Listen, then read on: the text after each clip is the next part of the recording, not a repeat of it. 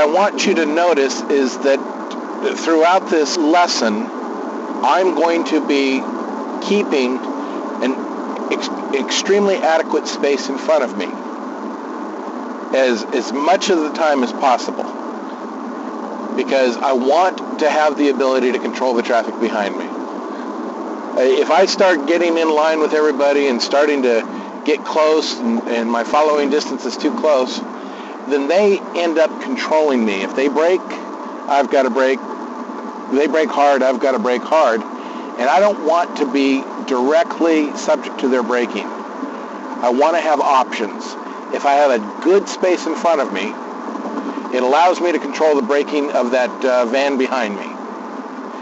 It also gives me time to check my blind spots when I go to make a lane change without worrying about this car slamming on his brakes and me hitting him.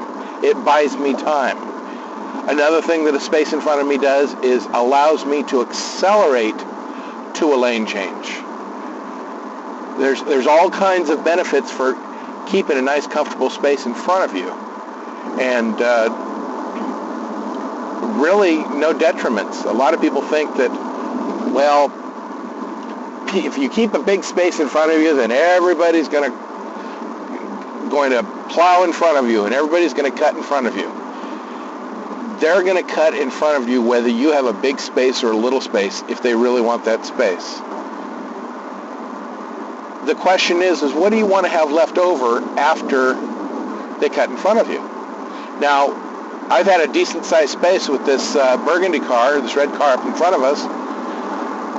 Nobody's cut in yet. I've had this space for, I don't know, about a mile, maybe a mile and a half now. Nobody's cut in front. But let's see what happens when it gets busier. And if somebody cuts in, that's fine. It's not my road. I don't own it. I just want to take whatever steps I can to make sure that I am in control of the people behind me and not subject to the control or the direct control of the people in front of me.